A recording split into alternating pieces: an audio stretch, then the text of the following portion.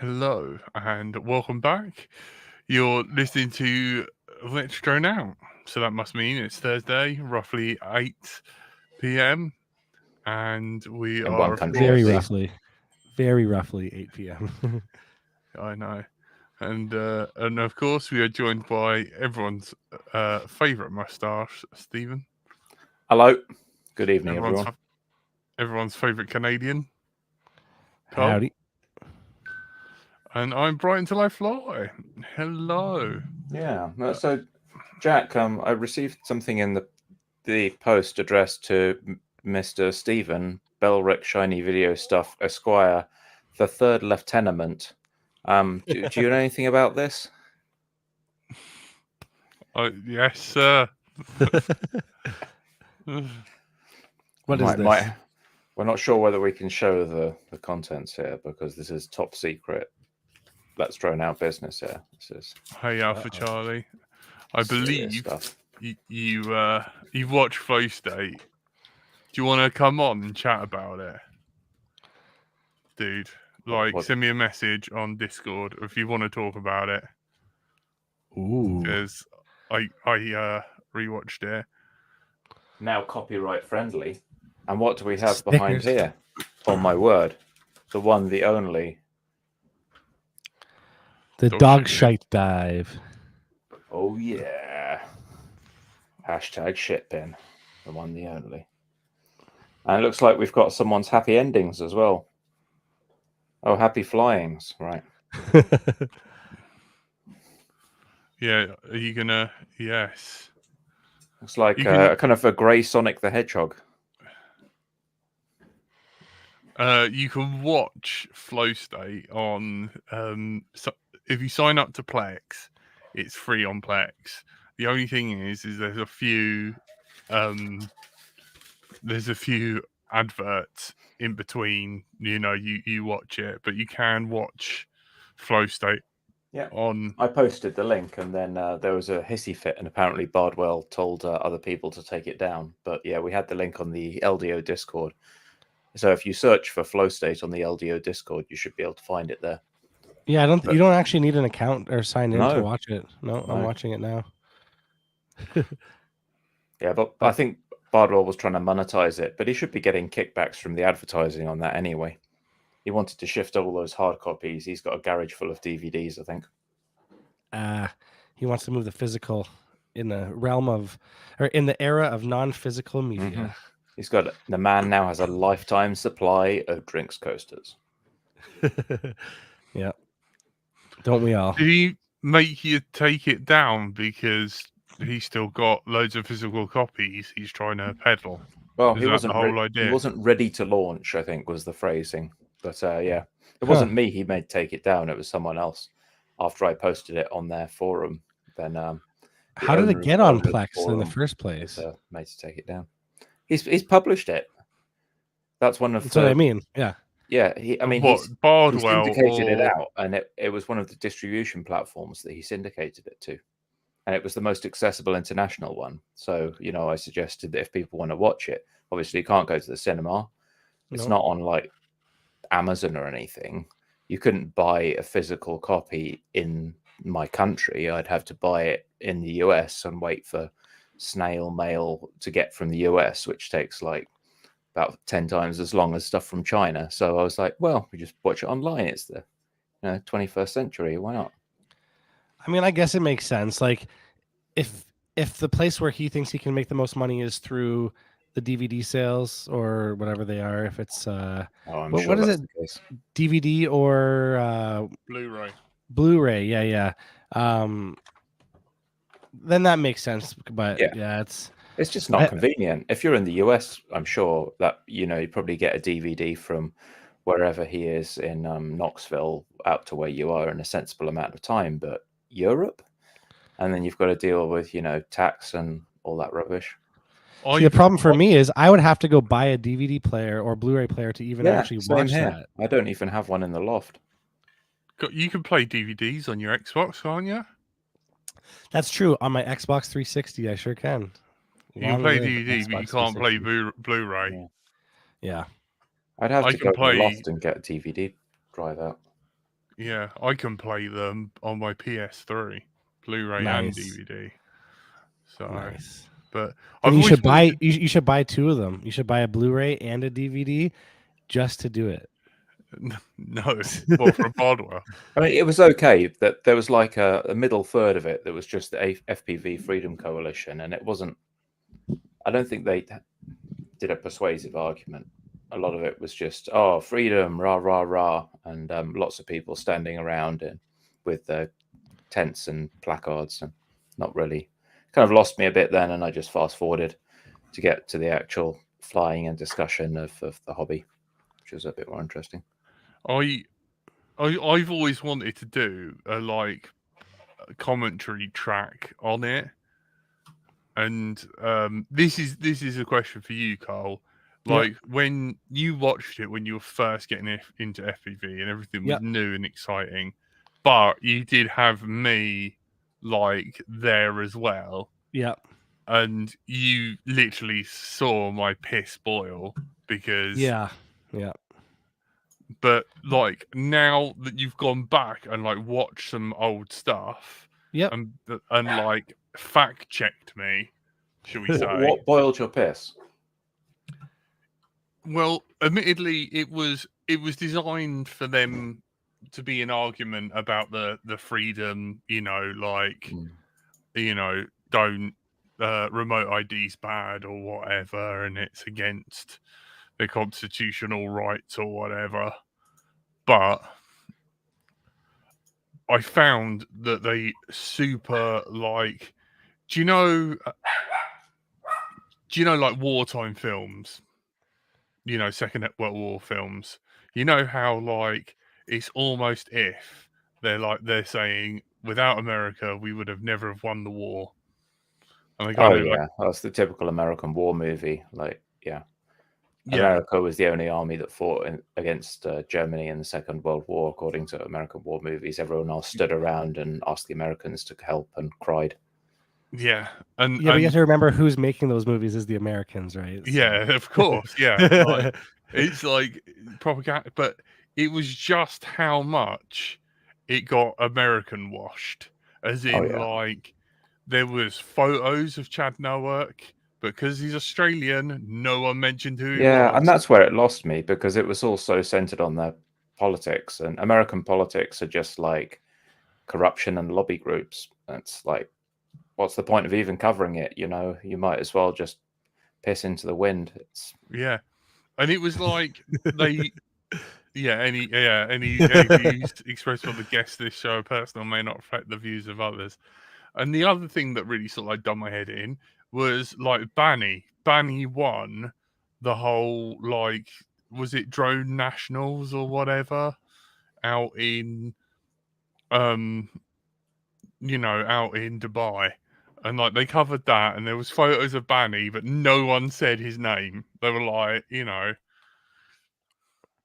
but you guarantee if it was an American kid who won it, they would have been all over that, But I was just like, wait, no, I think Alex Vanover, I think he won multi GP, didn't he?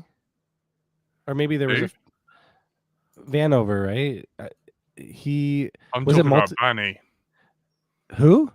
Guy ages ago, before Vanover was around, like going back to the early days of the hobby, there was a British. Oh, okay. Sorry, I thought you were saying Vanny.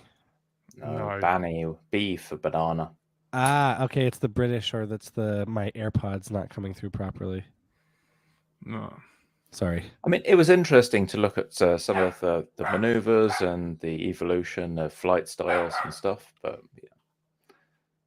it was always going to be a compromise to try and reach a decent audience, and because it had so many different objectives that didn't necessarily fit neatly in with each other. But I'm glad it was produced overall. I think maybe it was two different films squeezed into the same bag. There was one that was totally about the hobby, and another that was a political tangent that was sort of near the hobby but wasn't really the same movie.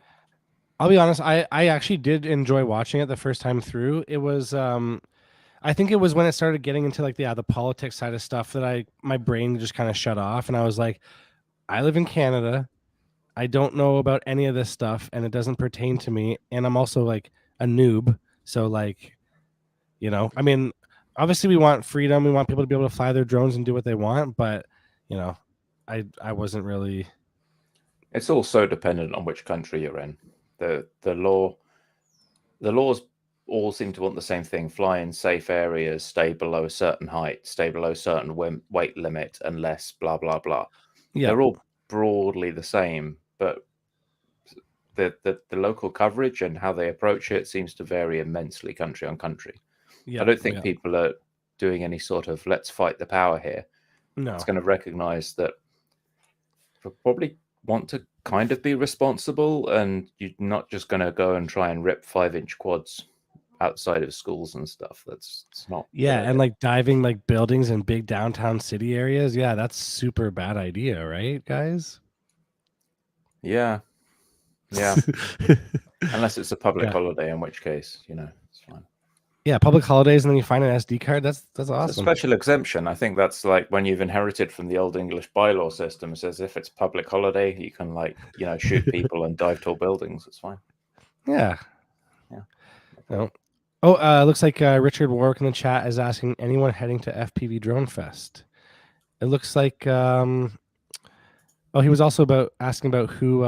They sold out apparently in 1 hour. Was that right? I think I read a short amount of time. I read they sold out in like a couple minutes from Failsafe. Yeah, so kudos to those guys. That's awesome. I was I was down in UK last summer, and I went to FPV Drone Fest, and yeah, that's really cool. I'm not going to probably make it this year just because, you know, obviously the tickets are sold out now, so I wouldn't even have a chance to do it. But yeah, hope it sounds like it's going to be a blast. In theory, you could still go and then just go as a spectator, I guess. Yeah, just be a rebel. Just fly there without a ticket because you're that much of a rebel. FPV freedom.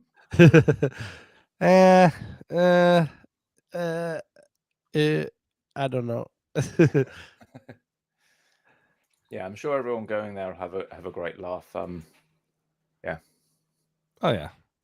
It looked a bit more serious. Even though the distance is shorter, it was like down a dirt track and stuff. It seemed a bit harder to access, so I thought I'd pass on this one myself. Yeah, fair enough. Yeah. There's going to be plenty of opportunities for FPV over the summer, so I'll just be doing them in different places. Oh, actually, I guess they sold out in 20 hours. So my estimate or my source was wrong, or I don't remember the source correctly.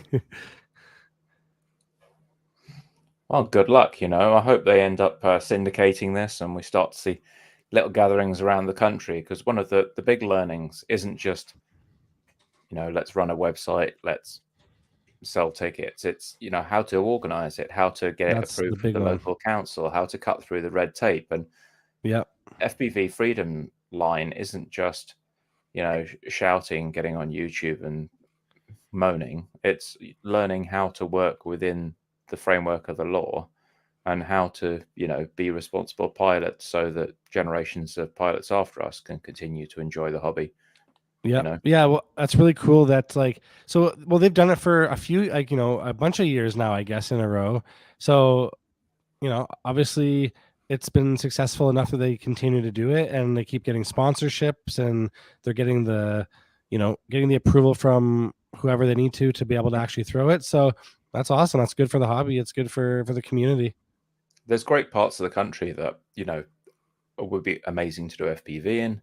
It's not just, I think right now they're doing a big drone fest in easy traveling distance for lots of people, but they sold out nice and quickly, which makes me hope that we might see a smattering of additional festivals in future years. Maybe there'll be one up in Scotland for the folks up there, perhaps Wales, get something in the southeast, and start to make this more of a recurring, something that tracks more with, like, you know, traditional BMFA flying events.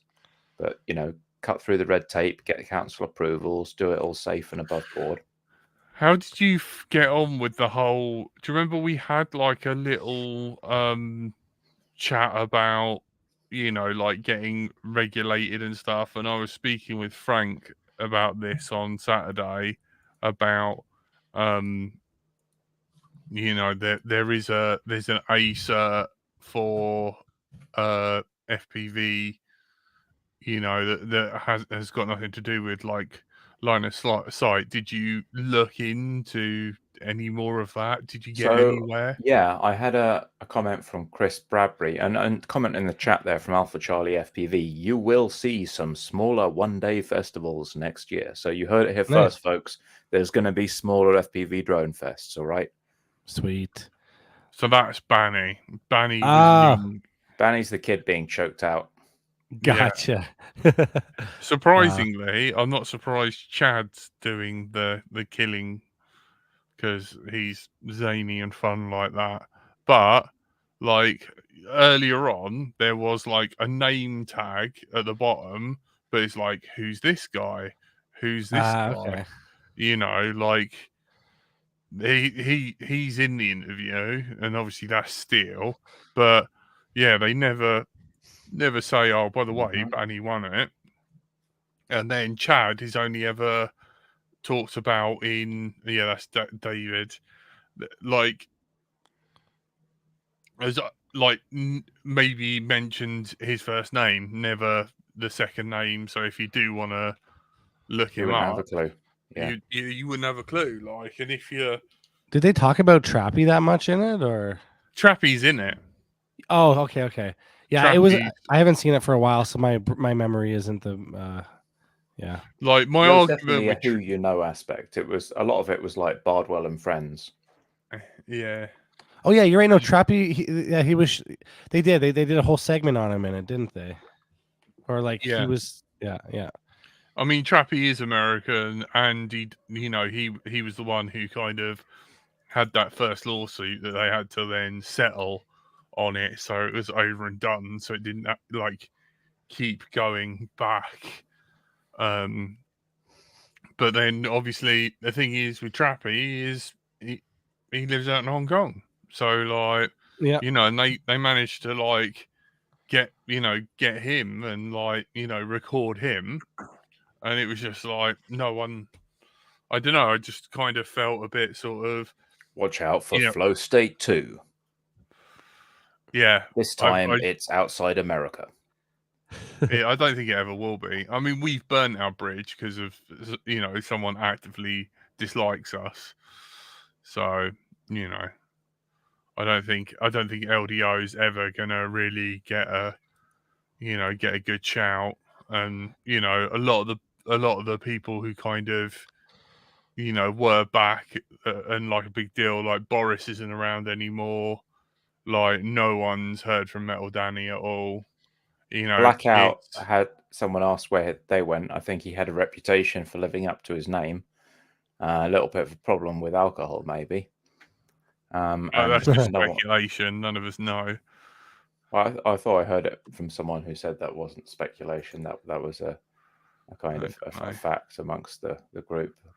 I heard it from someone who said that maybe it was not a speculation from a friend. Heard it through that friend. Anyway, on a more constructive note, so I got an email from Chris Bradbury at BMFA.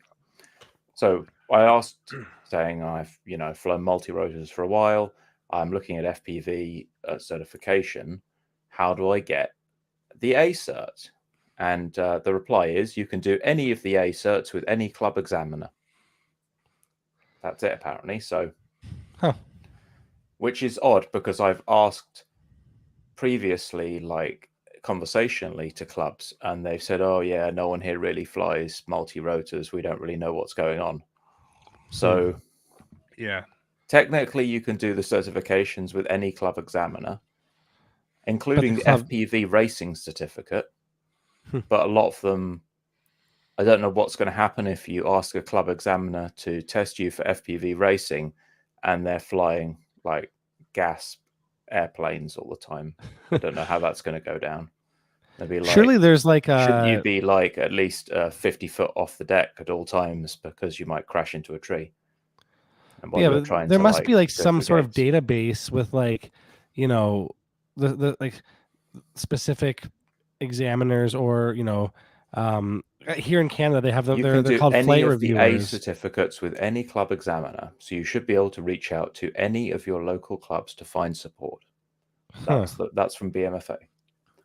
The only tricky one in some respects being the FPV racing certificate. Why is that tricky? Well, you might need a couple of gates. So as far as they're concerned, you could turn up to any of your local clubs and any of the examiners should be able to certify you for FPV racing, so long as you bring a couple of gates with you. I mean, I'd like to check that out. The trouble is I've tried my local clubs and I'm not really keen on being a member of any of them. So it would be, I guess I could do it. It's just like, I've got to plonk down some cash and buy an annual membership for the BMFA and the club. I suppose I'm just going to have to go do it, pretty much. My local one just said flat out, no multi-rotors. I don't know whether that's changed. Well, you can point them to the BMFA. Yeah, maybe. There was a weird thing in Canada where, like, so there's Transport Canada, which is basically like your guys' CAA, and then there are these I don't know why I can't think of it right now, but there's these like designated fields for, you know, for the plane guys and for the wing guys. Basically, they were sort of like, okay, yeah, if you have your registration with, you know, these specific wing fields or plane fields or whatever, you're fine, you're certified. Well, apparently, according to Transport Canada, those fields were actually like against the regulations, but they were operating sort of almost pre-regulation for a very long time. So then they actually had to shut down all of they had to temporarily shut down all of these flying fields in Canada for a bit. And yeah, it stirred up quite a bit just because, I mean, it's not really related to what we're talking about, but it sort of is. But yeah, it's just the regulation side of it. It can be, you know, confusing whether or not you're flying under one thing, but then, you know, the big dog at the top saying, no, that's not right. Or, you know, you want to get your A certs for FPV or for multi-rotor, but then you go to the people who are supposed to certify you in it and they say, what do you mean? We don't mess around with that stuff, or we can't help you there. It's like, it's a bit odd. The latest update from Wings and Wheels, or should that be Wheels now? No wings or X-Class at Wings and Wheels. There's some whoops, but no wings. So that's interesting. I guess it's just a bunch of RC cars and whoops now. Does Tony know about that? Tone, you just built an X-Class for no reason. Ouch. Why did I don't know why they had to pull out. It's not really, maybe not. I think the area is too small and the jets were getting a bit of a. Well, this is the breaking news I see. Wings and Wheels Drone Fest is whoops only this year. Can't squeeze in a big enough track for X-Class or Wings. I mean, yeah, the flight line was kind of boring, to be honest. So I think I'll just skip it this year. Not really into seeing the usual model jets just fly up and down, up and down, up and down. Might as well go to a proper air show. I'm a little bit far to make it to that, I think. So yeah. Just wait for one of the RAF air shows and go and see a proper aircraft. Yep. Yeah, not enough safety from the crowd. Oh my god! What from the jets? Yeah. So there's literally no bloody event for any multi-rotor this year. Wait, what? They're complaining about the X-Class safety, but they're flying all those turbine jets like 20 yards in front of the crowd. How do they square that circle? Well, because they want all the room and, you know, hated us and begrudged us, really. Yeah.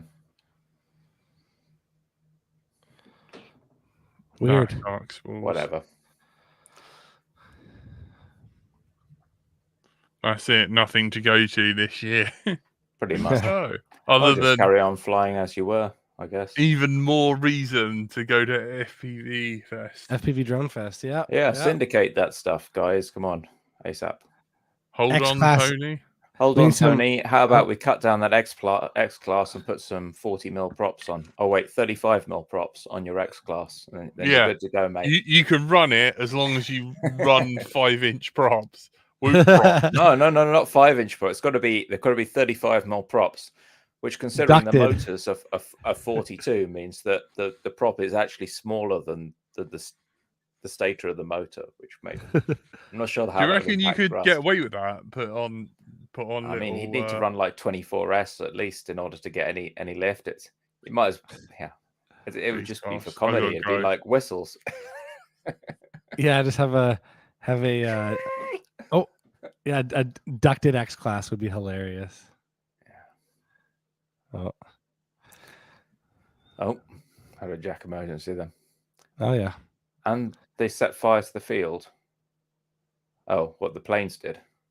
Oh geez. I don't get this kind of like planes are safe and X class are not. I mean, how big are the props on the front of a plane? Oh, huge. Well, they're a lot bigger than.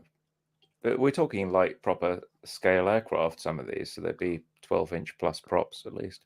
Yeah, and they've got jet turbines with kerosene. So, no. Yeah, could be risk assessment wise, a tank of kerosene and a turbine. It's a lot more impactful over a crowd, I thought. Yeah. That's interesting. Well, who knows? Whatever. Yeah.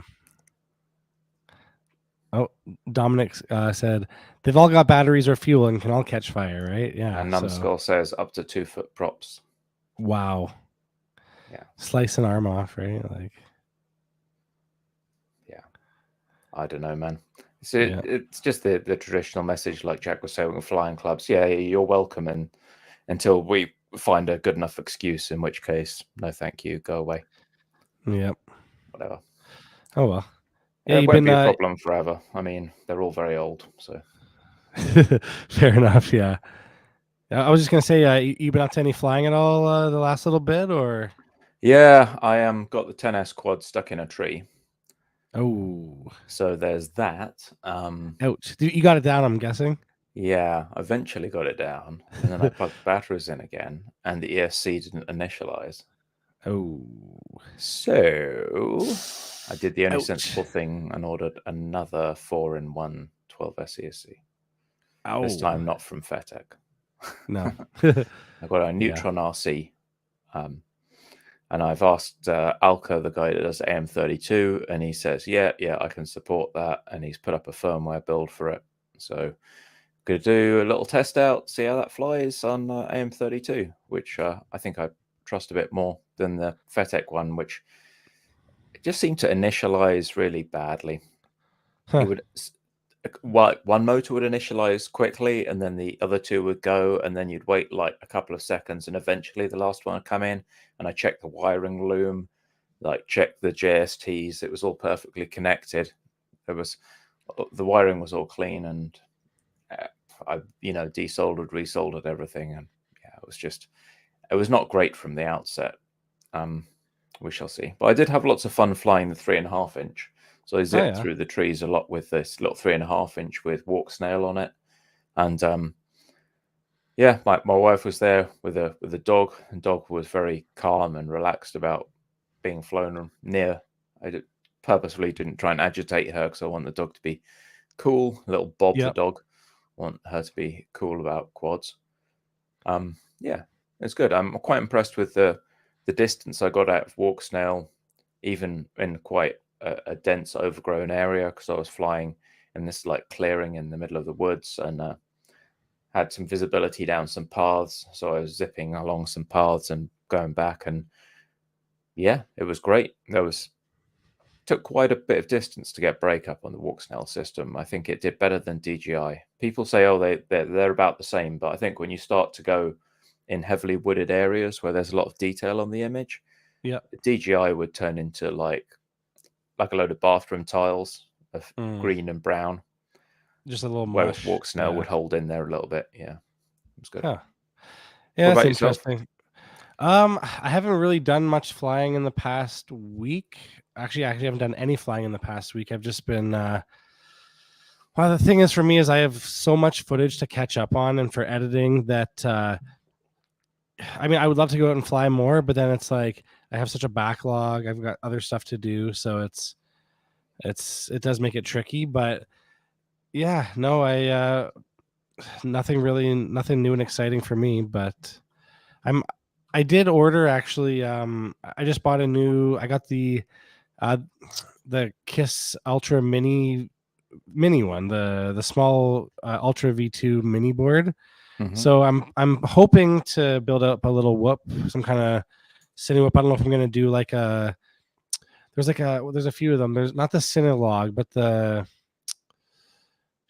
I can't remember the name of the other frame right now, but there's a couple of frames I've been looking at, trying to figure out what kind of whoop I'm gonna make, because it's I don't know, there's something about the sort of small form factor of a whoop and being able to fly,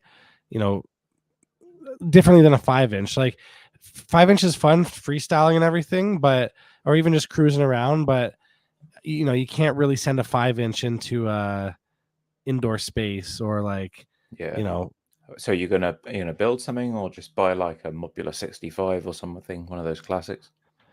I don't know. Like I was thinking of doing like what is it? I don't know. I can't think about it right now. It's not Cinelog. It's the same. I think it's still made by Gep RC. Oh, you want to carry a GoPro on this thing? Yeah. So I'm thinking of. Okay. There's I have two ideas with it. It's either naked GoPro, or the Hero 10 Bones, or just go digital with it and then just use the O3 Air unit and get a frame where it sticks out far enough where you won't get props and shot.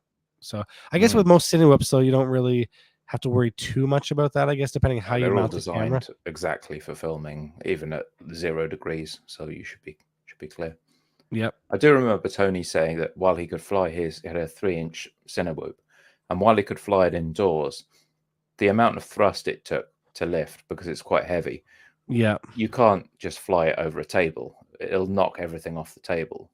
Oh, really? Just because it's so gusty? Yeah. Well, he was flying a full-size GoPro, and because he wants a bit of flight time, he's flying a full-size GoPro with like a 1300 4S. And it weighs like the same amount as a 5-inch, but it's having to like get the same amount of thrust that a 5-inch needs to hover at 3-inch props. Yeah. So the actual like amount of air that those 3-inch props are moving is pretty heavy. And if you fly it over something, it just blows all the stuff off a table. So there's a world of difference between like a little 1S kind of 40mm prop that weighs 20 grams dry, doesn't really need to move a lot of air, but the bigger they get, the more push they have to produce, and the more kind of obvious, I guess, they can be if you're flying them around a typical dwelling. Yeah, the thing about I never really understood why people try to put full-size GoPros on a whoop. It just seems a bit counterintuitive. It's what people had to start with. True. Yeah.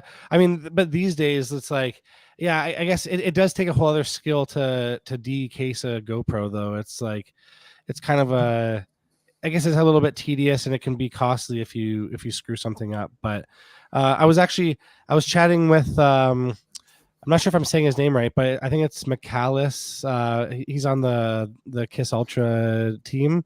He does a lot of sort of like whoop stuff, and he does a whole bunch of stuff. But yeah, I was chatting with him, and he was recommending the Gep RC Cinebot 30, I think it was, or maybe the 25. I can't remember which one it was, but apparently those are sweet little 25 or 2.5, 3-inch whoops that I think he flies analog, but on his, but I mean, if I'm gonna do it, I might go digital. Hard to say, but sorry. Yeah, it's is that Cinebot or Cinelog? Which one? Cinebot. Apparently, the Cinelog. I think that the Cinelog's been out for a while.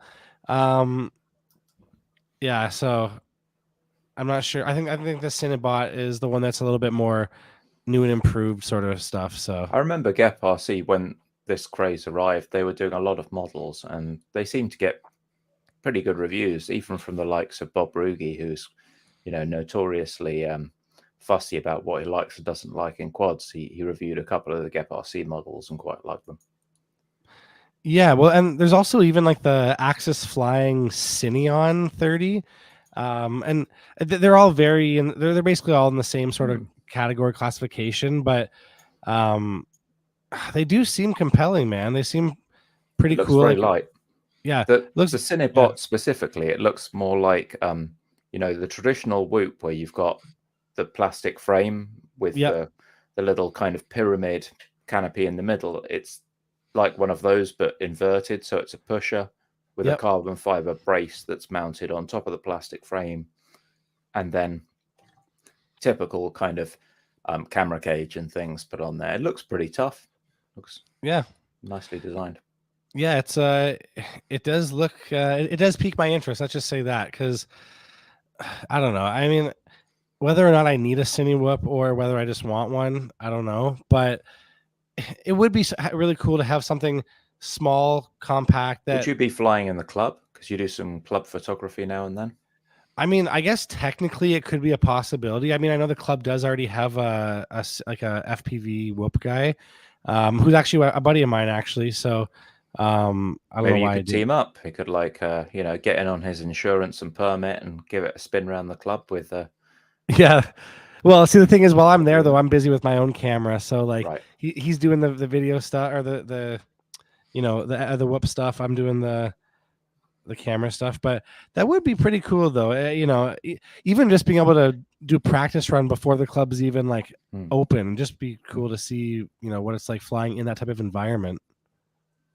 Yeah, I'm seeing this thing. There's measurements on the GEP RC site, 127 millimeter motor to motor, and the actual wheelbase, if you like, the full chassis is 180 mil by 180 mil. Yep, which is 7-inch square, basically. Huh. Wow. Not too bad. Yeah. Yeah, the guy that does all the sort of FPV Cinewhip stuff in the club I work at, his name's Steven. He's from Toronto. He goes by S1W Drones or whatever. But yeah, he does a bunch of stuff. Like he does everything from the smallest little Cinewhips all the way up to massive Cine lifters. So it's pretty impressive to see what can be done, I guess, from all different platforms. Yeah, we've got some encouragement from Numbskull, who says raves are fun to fly. Yeah, I bet. Make sure you don't have too much fun before plugging in. And then Brian FBV, you don't need a Cine Whoop. I don't know whether he's saying you just could use the GoPro, or maybe implying you just rip the 5-inch and so long as you're flying around the more kind of well-pickled members of the nightlife, they may not notice. Yeah, or just pull out the X class and just bust out the X class in the club. That should be fine. Might need some good liability. I mean, insurance. Even with the Cine Whoop, you need to be very careful. Like, you're flying next to someone with long hair. Yep. It flips out because of the prop draft. If it goes anywhere near those motors, you're going to be having a bad night. Have a very bad night. Yeah, that is one thing that I noticed. Like, it's funny because I'm in a group on Facebook called Cine Whoopers, and I'm not sure if you guys are in it or not. But I thought you were going to be like, I'm in a group on Facebook called Quad Stuck in My Hair. Well, that would be funny, actually. But no, so sadly enough, or maybe not sadly, but coincidentally enough that we're talking about this, there was this guy, and let me see if I can find the clip, because I mean, that's exactly what happened. He was like flying a Cine Whoop around a model that was like standing on a car, and basically the model whipped her hair, like she was just like adjusting her hair or something. Well, the hair literally just grabbed the Cine Whoop, or the Cine Whoop grabbed the hair, and it just like ate her hair. But surprisingly, she was really chill about it, and she was kind of like, yeah, I was very surprised. Like, she was kind of like laughing. I want to see if I can find the clip. I feel like he probably took it down. Well, the photographer would be walking away with like lacerations from nails all over their like face and arms. They tried to sort of yeah, well, you'd think, right? Yeah, that's remarkably brave and understanding, considering the hair is what's doing the work when she's standing there on top of the car. I don't want to lose that. I know. And you know what? I can't find the dang clip anymore, which is so sad. And yeah, I think maybe it got taken down. But yeah, that was quite interesting. So yeah. How about you, Jack? You been up to anything? You been flying at all? No, like it was a bank holiday, so yeah, like yeah, nothing happened. I've not been out. Huh. That's no fun. I know. We have a question from Dom looking for EU or China suppliers for frames, and I do know that there was a supplier in Italy, I think, or Spain for the AOS stuff. So I was going to suggest that. I think Farron's frames. I don't know if anyone's used them. Has anyone used Farron's frames? No, I have not. Based in Italy, Farron's frames, Farins. They carry Chris's designs. Yeah, you shouldn't have a problem if you go with any other European Union supplier, because he won't have to pay import. So as long as it's from the EU, I mean, like, and obviously you want quick shipping, so it would help to get an EU supplier for that. Yeah. Yeah, there's battery a lot of, on top frame.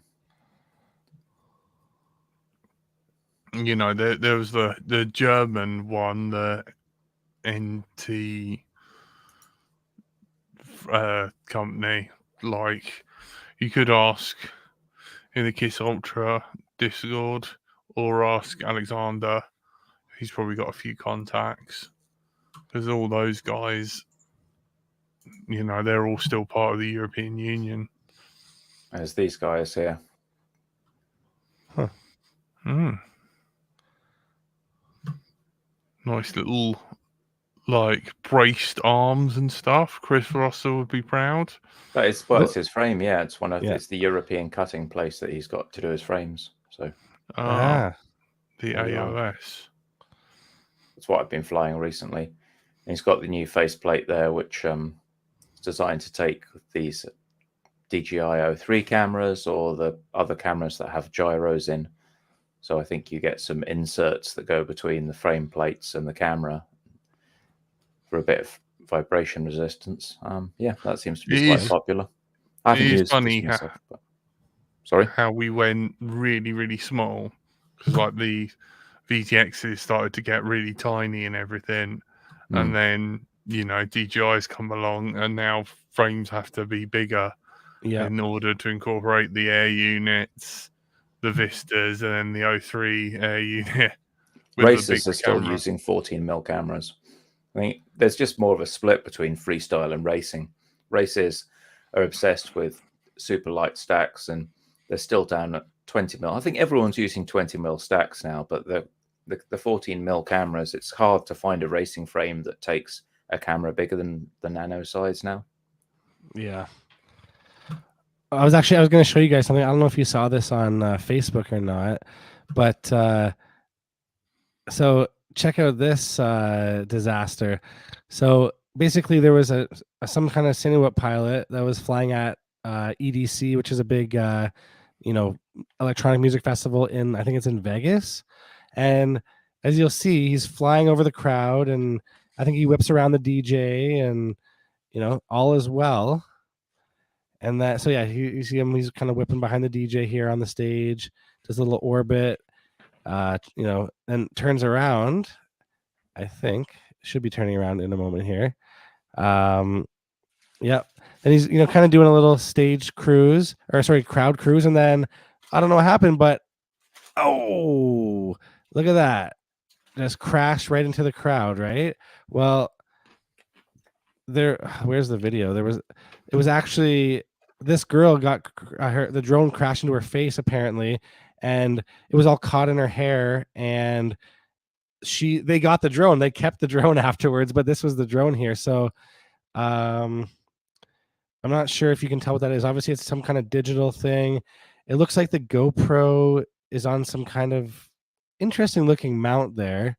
But yeah, it looks like a motor broke off, or maybe they had to break the motor or cut the wires to get it out of her hair.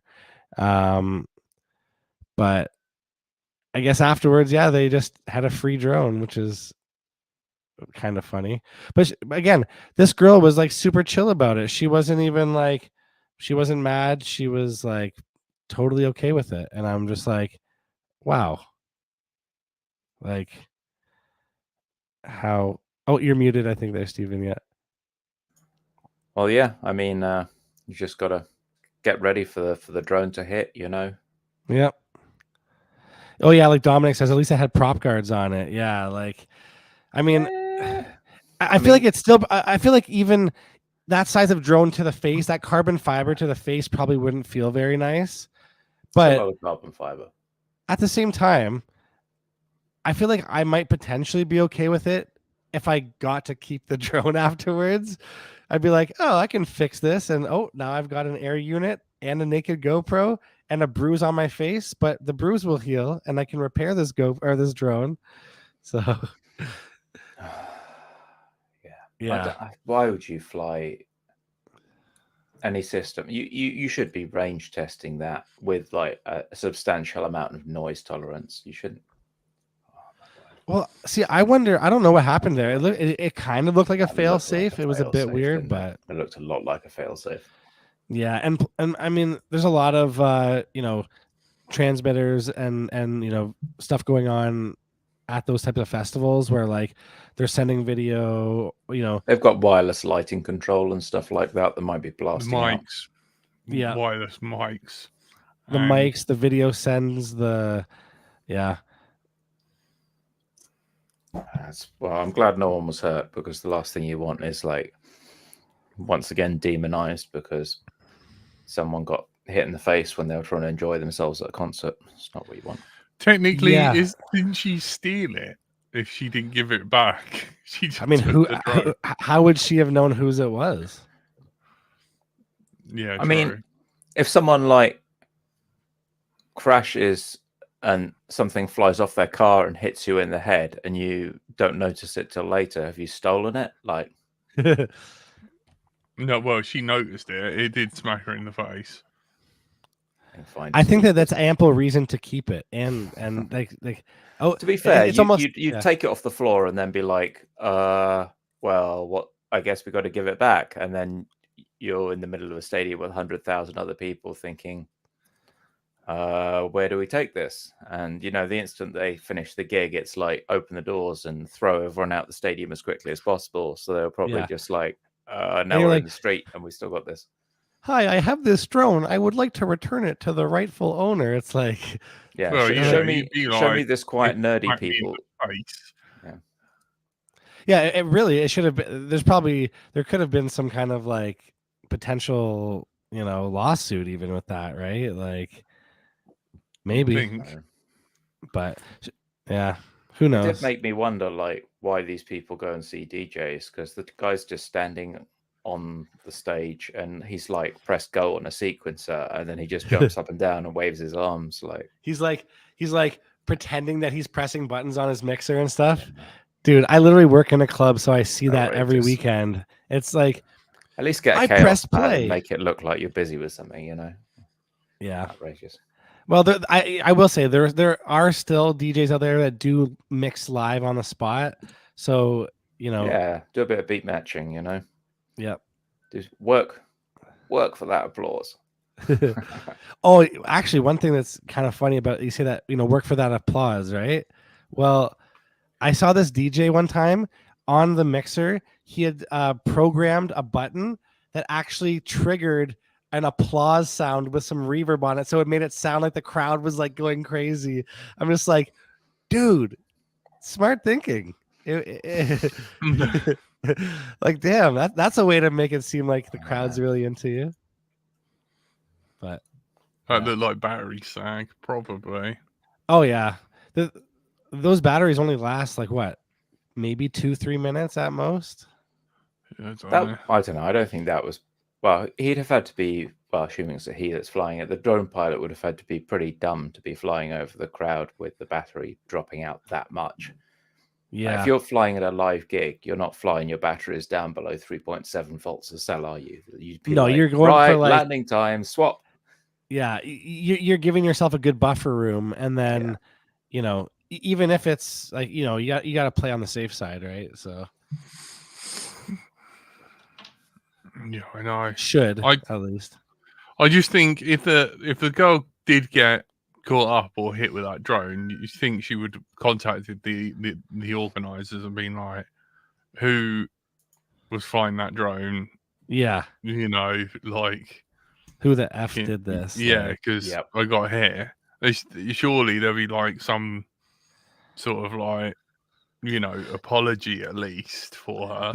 Yeah, or like, people are saying like, oh, you should get free tickets for life for this and whatever. And it's like, here's the thing though, too. A good portion of people at those events are, not quite fully aware of what's going on. Let's just say she may not have felt that drone for a couple of minutes. That's what you're saying. Yeah, exactly. So, yeah, it's who knows, but yeah, it's I guess it is what it is. Always err on the side of caution. Walked away from it, and no permanent damage was done. That's always the best outcome, really, isn't it? Yep. Easy to replace carbon. Oh yeah. It is a bit of a weird one. A little bit. Yeah. What else has been going on this week? That is a good question. I was trying to follow up on some FPV stuff, but there wasn't. I mean, maybe I'm out of the loop. I didn't see anything too notable this week, really. I don't know. Maybe I'm just out of the loop.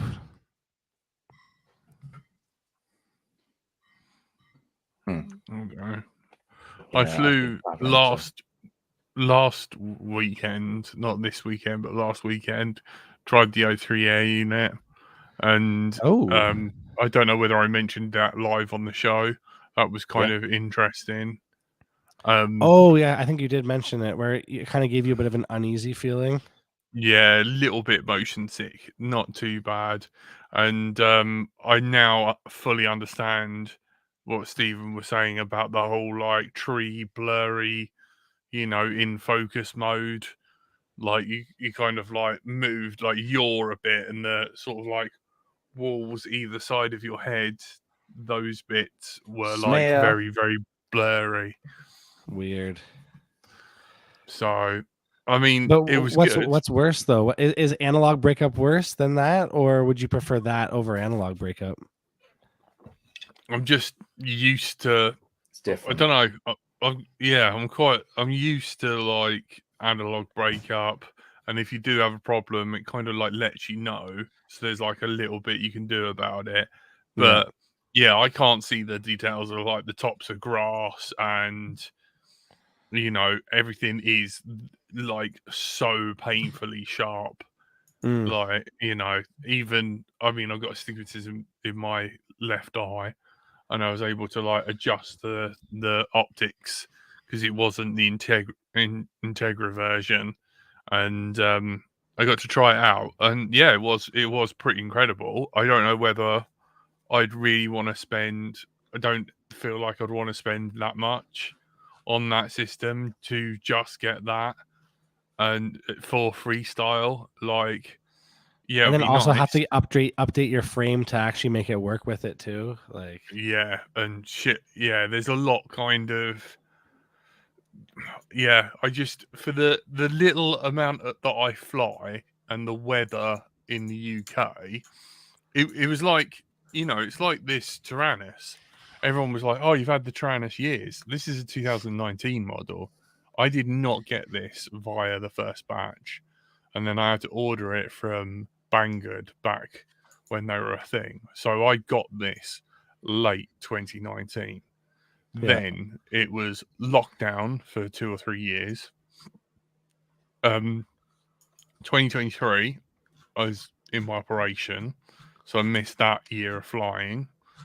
And then obviously picked up quite early with a few trips down to Hidden Valley when all the stars aligned. And and then I'm still having the yaw problem, and it's either the wiring or it's the actual gimbal. and do I really want to spend another 20 quid to change out the gimbal? I've fully taken it apart. I got rid of the black gunk. I can't think of what else is the problem with this. And it would mean taking it out, and then going to use it for a couple of times whilst carrying up a backup radio in order to do it. But I was like, that transmitter has done no mileage and it has been nothing but problems. Yeah, that would make me definitely question continuing to use it. Yeah. But you have upgraded now, right? So yeah. But this poor thing, I've had to done the internal module, got a new back for it. So this has been, jackified inside. Oh, did you 3D print that gimbal protector? No, it comes with it. It's silicone. Oh, cool. So it's not. It's all. Well, you said you jackified the Boxer?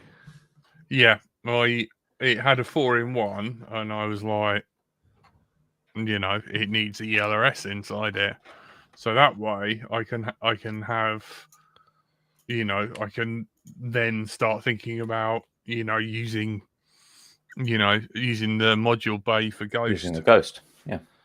So would you? Is it safe to say that you jacked off your Boxer? No. Oh, I opened it up. I think he jacked it off pretty hard. I opened it up. Had to resolder some of the standoff pillars that the screws go into it, and had to dig out for different screws because they weren't the right length. I had to use some of the screws that were used for the old module that were shorter to then hold the fan module in there. And Jeez. I had to also figure out how to take the bloody Boxer apart. That because they got the headphone ports in the top, the PCB is like wedged in there. You have to spudger the PCB out of there, and there's a lot of witness marks and Jack Chewy marks in order to do that. So if you have a 4-in-1 and you want to put a module in there, you're best off selling. Did you see the Radio Master posts on Instagram? What's that? See Radio Master posting on Instagram? No. They posted something near to and dear to my heart. That can only mean one thing. Something that is yellow. Tastelessly colored radios. Absolutely. It's complete. Oh, is this a replacement for your jumper? Don't speak about my poor little jumper like that. I knew I had to do something with yellow when it was Steven. Do you own 2 jumpers? That's the important thing. 1, you're looking at specs and technical proficiency, and 2, nice bright colors, right? So that's the 2 things we're looking for. Of course, I can't seem to search Instagram because reasons. That's always nice. And then there's me, who's like, all right, as long as the specs are pretty good, but as long as it's got to be blacked out. I'm like, I just don't know what matters, mate. You don't, getting it wrong. Yeah. It's got to be just completely and utterly tasteless. That's what's going on. See, I personally wish that there was those those cars where when the sun hits it on different angles, it like changes color. Like Min Chan Kim, MCK. Have you seen the MCK versions of Radio Masters? No. That's what you want. Yes, that's what. Show. So he's got the. Go. Oh darn! You're right. Let's see. I got it. I found it. So it's like whatever you. What do you call that though? Iridescent. Yes, iridescent color. That is pretty cool. I believe. Very cyberpunk-ish.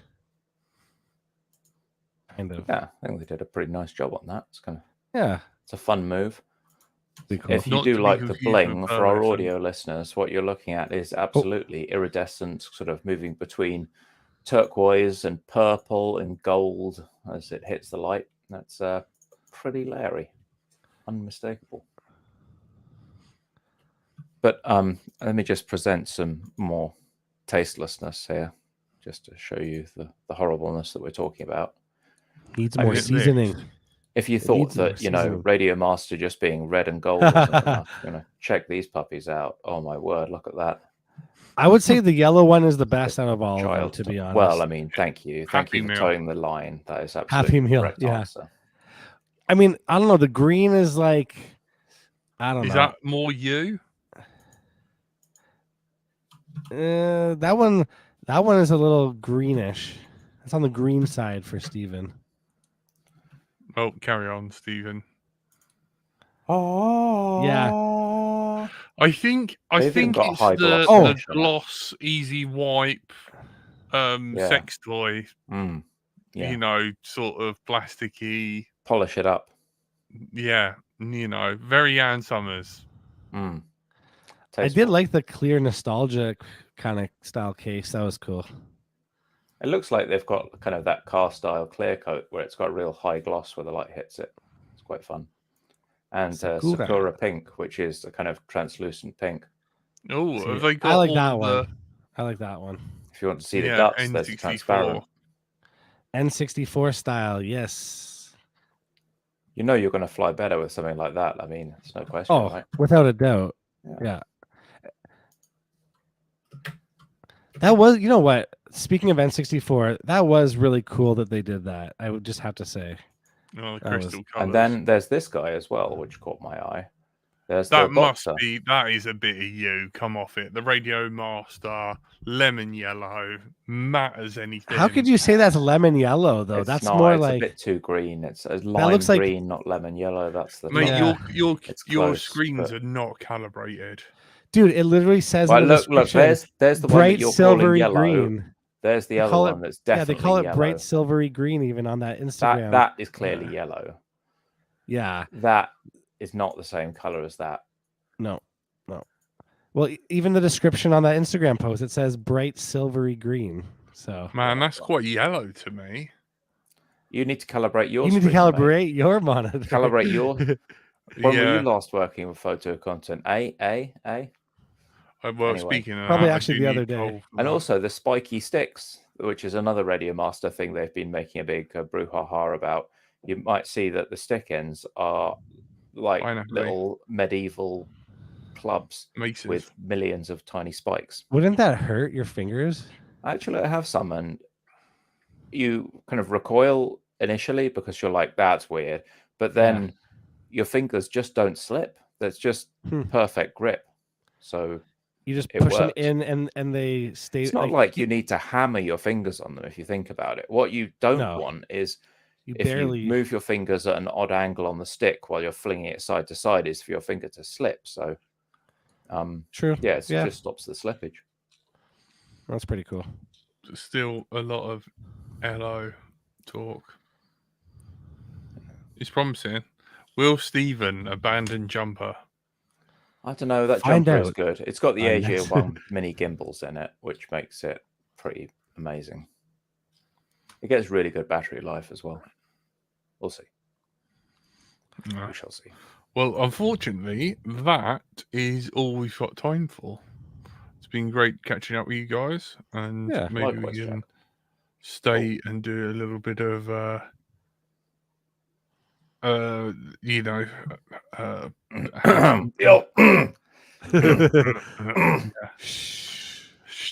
way of doing it.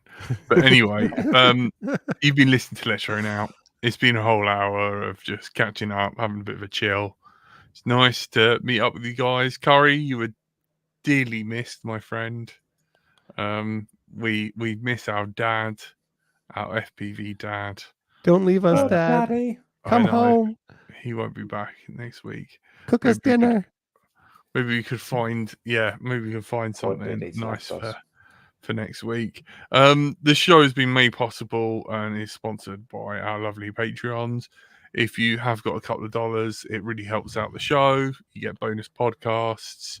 You get an really easy way of getting in contact and chatting to us via the Patreon.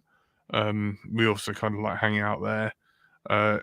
It helps pay for things like editing, cutting out all the rude words. So if you're listening to this on YouTube, consider on Spotify, iTunes, SoundCloud, any of the like. Also podcasts. Helps create our web presence. So if you ever forget where we are, if you put Let's Drone Out into Google, there's a little page that shows you all of the episodes, so you don't have to go and scroll to YouTube and find the live shows, and gets you everything in one place. Shows you where our shop is, so you can bounce over and get your LDO t-shirts and hats and mugs and whatnot.